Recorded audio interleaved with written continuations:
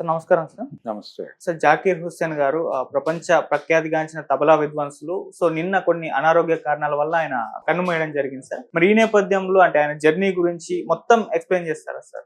మనం చాలా సినిమా పాటల్లో కూడా ఆయన ప్రస్తావన ఉంటుంది. అవును. అంటే భారతీయుడు భారతీయుడు 2 అని గుర్తొస్తుంది, కానీ మనకి యాక్చువల్గా భారతీయుడిలో ఒక పాట ఉంటుంది, టెలిఫోన్ ధ్వనిలా నవ్వేదానా.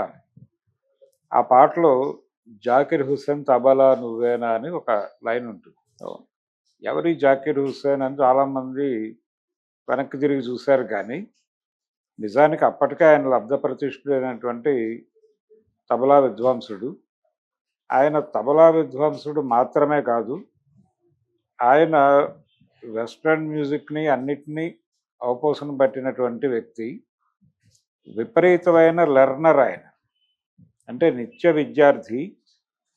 ఏ కొత్త సంగీతాన్నైనా ఆయన ఆకలింపు చేసుకునే ప్రయత్నం చేసేవాడు. ఆయన ప్రత్యేకత ఏంటంటే ఫ్యూజన్ చేయటంలో ఆయన చాలా సిద్ధాస్తుడు. ఫ్యూజన్ చేయాలంటే ముందు సాంప్రదాయమైనటువంటి బంధనాల నుంచి బయటకు వస్తే తప్ప అది చేయలేరు. ఈయనకి ఈ ఇంట్రెస్ట్ ఎక్కడ మొదలైంది అంటే, వాళ్ళ తండ్రి గారు తబలా విద్వాంసుడు, ఆయన అల్లారఖా హుస్సేన్ ఆయన పేరు. అక్కడి నుంచి మొదలైంది. ఆయన్ని చూస్తూ ఉండేవాడు ఆయన. 3 ఏళ్ల వయసులోనే ఆయన తబలా వాయిస్తుండగా ఇతను చూస్తూ ఒక రకమైనటువంటి కోపాన్ని ప్రదర్శించేవాడట ఆయన. ఈ పిల్లాడు ఏమిటి అంటే, నన్ను నువ్వు ఎంగేజ్ చేయటం లేదు నీ ట్రూప్లోకి అని. ఇలా మొదలైంది ఆయన తపన. అప్పటి నుంచి మొదలై 7 సంవత్సరాల వయసు వచ్చేసరికి ఆయన బహిరంగంగా ప్రదర్శనలు చేసే లెవెల్కి వచ్చాడు. 12 ఏళ్ల వయసుకు ఆయన అంతర్జాతీయ వేదికల మీద తబలా ప్లేయర్గా ఆయన ఒక పాపులారిటీని సంపాదించాడు. మనకి మాత్రం భారతీయుడు సినిమా అప్పటి నుంచి తెలుసు అనుకుంటారు, కానీ నిజానికి దీనికంటే ముందు దూరదర్శన్ ప్రారంభమైనప్పుడు అందరూ సంగీత విద్వాంసుల్ని పరిచయం చేస్తూ ఒక కార్యక్రమం నడిచేది. దానిలో ఈ ప్రైవేట్ ఛానల్స్ అవి లేవు. అందులో ఈయనని పరిచయం చేస్తూ ఒక కార్యక్రమం, ఒక 1/2 అవర్ ఆయనతో ఇంటరాక్షన్, ఇలా ఆయన తన అనుభవాలు చెప్పుకున్నాడు. అందులో ఆయన చెప్పిన మాట ఇది, మా తండ్రి గారు చెప్పాడు నేను విద్వాంసుడిని, నాకు సర్వం తెలుసు అని అనుకోక ఎప్పుడు కూడా. అనుకుంటే నువ్వు అక్కడితో ఆగిపోతావు. నువ్వు నిరంతరం ఇందులో అన్వేషణ చేసుకుంటూ నిన్ను నువ్వు అభివృద్ధి చేసుకోవాలంటే నిత్య విద్యార్థిగా ఉండాలి. ఎక్కడా కూడా ఏ రకమైన కామెంట్ ఎవరి మీద చేయకు. ఎందుకంటే ఎవడైనా చేసినటువంటి ఒక ట్యూనో లేకపోతే మరొకటో ఒక సంగీత విన్యాసము నీకు ఇబ్బందికరంగా అనిపించవచ్చు. అనిపించినప్పుడు నువ్వు వెంటనే దాన్ని జడ్జి చేసి ఒక స్టేట్మెంట్ ఇవ్వద్దు. ఇవ్వకుండా దాన్ని విను, ఒక 10 సార్లు 100 సార్లు విను, పాజిటివ్గా విను. నెగిటివ్ అనేది నీకు వద్దు. ఈ పాజిటివ్గా వింటున్నప్పుడు నీకు వాడు ఏ కాన్షియస్నెస్లో ఉండి చేశాడో, ఏ కాంటెక్స్ట్లో చేశాడో నీకు అర్థమవుతుంది. అర్థమైనప్పుడు వాడు చేసినటువంటి ప్రయోగం నీకు జీర్ణమవుతుంది. అప్పుడు నువ్వు అలా చేయాలని నీకు అనిపిస్తుంది. అలా నువ్వు ప్రతి దానిలో నుంచి ఏదో ఒకటి వెతుకు. ఆ వెతుక్కుంటూ ముందుకు వెళ్ళటమే మనం చేయవలసింది. అంతే తప్ప పరిపూర్ణుణ్ణి అనేటువంటి అభిప్రాయం ఎప్పుడు అయితే నీ మనసులోకి ప్రవేశించనిచ్చావో నువ్వు ఇమ్మీడియట్గా నీ ఎదుగుదల ఆగిపోతుంది అని ఒక మాట చెప్పాడట ఆయన. ఈయనే చెప్పాడు ఆ ఇంటర్వ్యూలో, ఇలా చెప్పాడు మా నాన్నగారు. అది జీవితాంతం పాటించాడు. అందుకని ఆయన ఫ్యూజన్లోకి ఎంటర్ కాగలిగాడు. ఎవరితోనైనా కలిసి ఆయన పని చేయగలిగాడు. ఏ వేదిక మీదనైనా ఆయన హాయిగా వెళ్ళి తన సంగీతాన్ని వినిపించగలిగాడు. ఆ తర్వాత జనరేషన్ ఈ సినిమా పాటలు, అలాగే ఆ దూరదర్శన్ పరిచయము, అలాగే జాతీయ సమగ్రత చాటడం కోసం అందరూ సంగీత విద్వాంసులతోనూ ఒక కార్యక్రమం చేసింది దూరదర్శన్ ఆ రోజుల్లో. అంటే వేర్పాటువాద ఉద్యమాలు ఉధృతంగా నడుస్తున్నటువంటి కాలం అది. అంటే ఈస్టర్న్ స్టేట్స్, ఈశాన్య రాష్ట్రాలు అంటారు. అక్కడ తర్వాత పంజాబ్లో ఖలిస్తాన్ ఉద్యమం, అస్సాంలో అస్సాం గణ సంగ్రామ పరిషత్ ఉద్యమం, ఇవన్నీ నడుస్తున్నటువంటి దశలో జాతులు విముక్తిని కోరతాయి అనేటువంటి నినాదం ప్రతి చోట ప్రతిధ్వనిస్తున్నటువంటి సమయంలో నేషనల్ ఇంటిగ్రిటీ కోసం ఒక కార్యక్రమం చేయాలి అని చెప్పి కేంద్ర ప్రభుత్వం నుంచి వచ్చిన ఒక ఆదేశం మేరకు దూరదర్శన్ వాళ్ళు డిజైన్ చేసిన కార్యక్రమంలో జాకిర్ హుస్సేన్ చాలా ప్రముఖంగా ఆకట్టుకున్నాడు ప్రపంచాన్ని. బాలమురళీకృష్ణ గారు పాడారు, భీమ్సేన్ జోషి పాడాడు దానిలో. ఇలా వీళ్ళందరితోనూ ప్రతి ప్రాంతం నుంచి ఆ ప్రాంతంలో పాపులర్ మ్యూజిషియన్తో పాడిస్తూ వీళ్ళందరినీ కలిపి ఒక స్వరమై సంగమమై అన్న టోన్లో నడుస్తుంది అది. సో మా సంగీతం రకరకాలుగా ఉండొచ్చు కానీ మేమందరం ఒకటే అనేది చెప్పడం ద్వారా నేషనల్ ఇంటిగ్రిటీని చాటి చెప్పడం అనేది, జాతీయ సమగ్రతను చాటి చెప్పడం కోసం చేసిన ప్రోగ్రాం అది. దాంట్లో జాకిర్ హుస్సేన్ చాలా అట్రాక్ట్ చేశాడు ప్రపంచాన్ని. ఈ ప్రయాణంలో భాగంగా ఆయన అనేక వేదికల మీద తబలా విద్వాంసుడిగా ప్రపంచానికి తెలుసు. పర్టికులర్గా ఆయన ఫ్యూజన్ చేయటంలో చాలా సిద్ధాస్తుడు. ఈ క్రమంలోనే గ్రామీ అవార్డు గెలుచుకున్నాడు ఆయన. సంగీత అకాడమీ అవార్డు గెలుచుకోవడంతో పాటు 83 ఆ ప్రాంతాలకే ఆయన గెలుచుకున్నాడు. అది ఆయన గెలుచుకున్నటువంటి అవార్డులో ప్రెస్టీజియస్ అవార్డు గ్రామీ అవార్డు 2009లో, నాకు గుర్తున్నంత వరకు 2009లో వచ్చింది అది. ఆయన మిక్కీ జార్జ్ అనేటువంటి ఒక వ్యక్తితో కలిసి చేసినటువంటి ఒక ఆల్బమ్, దానికి అవార్డు వచ్చింది.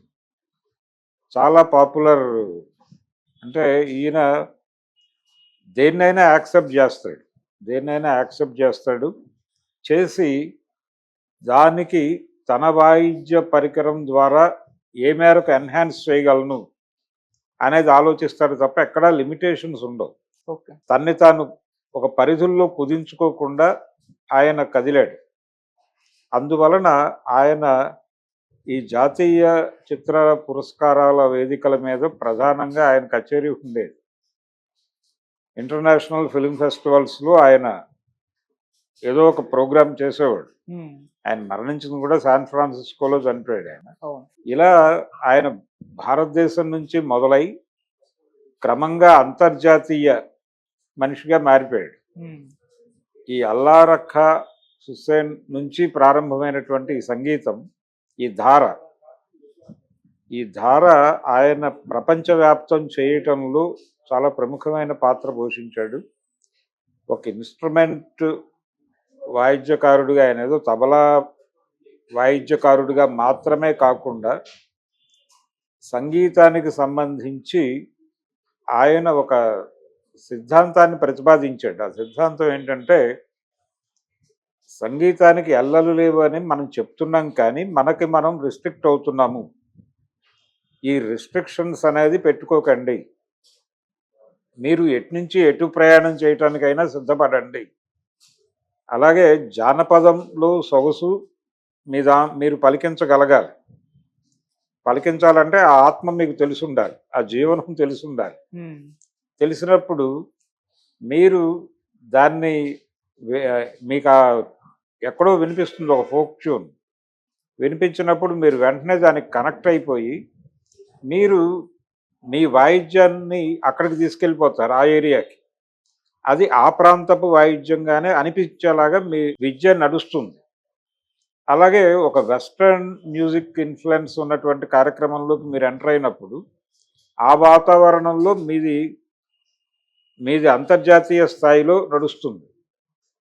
ఇలా ఎక్కడికి వెడితే అక్కడ మీరు దానిలో మిక్స్ అవ్వటానికి సంబంధించి మీరు ఏ రకమైన ఎల్లలు పెట్టుకోకుండా మిమ్మల్ని మీరు ఓపెన్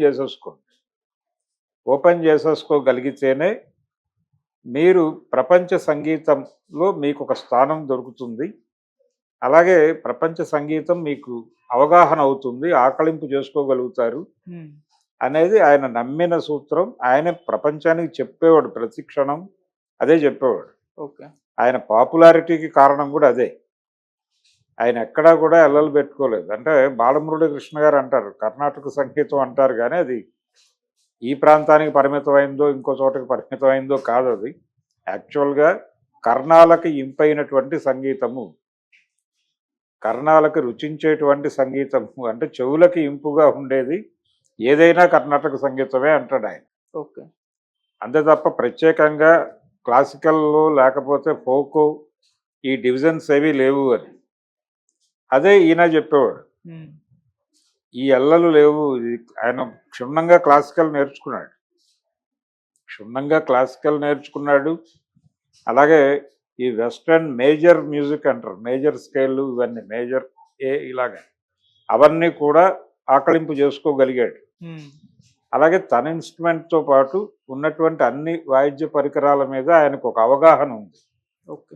అలా విస్తృతమైనటువంటి పరిశోధన, నిరంతరం తెలుసుకోవాలనే తాపత్రయం, ఎక్కడ ఏ కొత్త ప్రయోగం జరిగినా దాన్ని తెలుసుకోవాలి, ఏ రంగంలో ఏ ఏరియాలో ప్రయోగం జరిగినా దాన్ని పట్టుకుని ప్రయాణించేవాడు ఆయన. ప్రయాణించి దాని గురించి తెలుసుకుని దాన్ని తను ఎలా పలికించాలో చూసేవాడు. అందుకని ఆయన జనాలందరికీ నచ్చిన ఒక ప్లేయర్గా, తబలా ప్లేయర్గా ఆయన ఆ స్థాయి ఖ్యాతి సంపాదించుకోవడానికి కారణం అది. ఆయన బాల్యంలో మొదలైనటువంటి తపన, అంటే 3వ ఏట మొదలైంది అని చెప్తారు. 3వ ఏడు నుంచి ఆయన రెగ్యులర్గా కచేరీల్లో ఉండేవాడు, వాళ్ళ ఫాదర్ కచేరీల్లో. అంటే కూర్చోవటం వచ్చిన దగ్గర నుంచి తన్ని తాను సంగీతంతో అనుసంధానం చేసుకున్నాడు ఆయన. ఆ అనుసంధానం చేసుకోవటం వలన ఆయనకి ఈ స్థాయి వచ్చింది. ఆయన 73 సంవత్సరాల వయసులో కన్నుమూశారు. ఇది నిజంగానే అంటే ఆయన కంట్రిబ్యూషన్ ఏమిటి భారతీయ సంగీతానికి అనేది చర్చ. ఆయన ఉన్నారా లేదా అన్నది కాదు. అంటే వీళ్ళు అమరులే, వీళ్ళకి మరణం లేదు. వాళ్ళ మరణం లేకుండా వాళ్ళు తమని తాము అలా సంగీతంతో మమేకం చేసేసుకున్నారు వాళ్ళ జీవితాన్ని. ఓకే. కాబట్టి వీళ్ళు లేరు, వీళ్ళు చనిపోయారు, ఇలాంటివి కరెక్ట్ కాదు. వాళ్ళు ఉన్నారు. బాలమురళీ కృష్ణ ఉన్నాడు, అలాగే జకీర్ హుస్సేన్ ఉన్నాడు, వీళ్ళందరూ ఉన్నారు. నౌషాద్ ఉన్నాడు ఇప్పటికీ, ఘంటసాల ఉన్నాడు ఇప్పటికీ, రాజేశ్వరరావు గారు ఉన్నాడు ఇప్పటికీ. ఎందుకంటే మన జీవితంలో ఎక్కడో చోట వీళ్ళ రెఫరెన్సులు వస్తాయి. ఈ రోజుకి వాళ్ళ పాటలు వింటున్నాం మనం. ఈ రోజుకి ఏదైనా ఒక ఇది వినగానే ఇది నౌషాద్ ఇన్ఫ్లుయెన్సా ఈ ట్యూను, లేకపోతే ఎవరి ఇన్ఫ్లుయెన్సు అని, బర్మన్ ఇన్ఫ్లుయెన్సా, ఎస్డి బర్మన్ ఇన్ఫ్లుయెన్సా అని చర్చించుకుంటున్నారు జనాలు. ఇప్పటికీ వాళ్ళు లైబ్రరీలుగా ఉన్నారు. అక్కడికి వెళ్ళి తోడుకుని తెచ్చుకుని ఇక్కడ వాడుచున్నటువంటి పరిస్థితి చాలా ఉంది. ఓకే. అలా ఎవరికి వాళ్ళు తమని తాము నదులుగా, జీవనదులుగా మార్చేసుకున్నారు. ఆ మార్చేసుకున్నటువంటి వాళ్ళలో అది భీమ్సేన్ జోషి కావచ్చు, లేకపోతే ఘంటసాల్ గారికి కూడా ఒక బడే గులాం అలీ ఖాన్, ఆయన ఘంటసాల్ గారికి గురువు. ఆయన దగ్గర నుంచి హిందుస్థానీ సంగీతం నేర్చుకున్నాడు తన ఇంట్లో పెట్టుకుని. ఆయన ఏదో సందర్భంలో మెడ్రాస్ వస్తే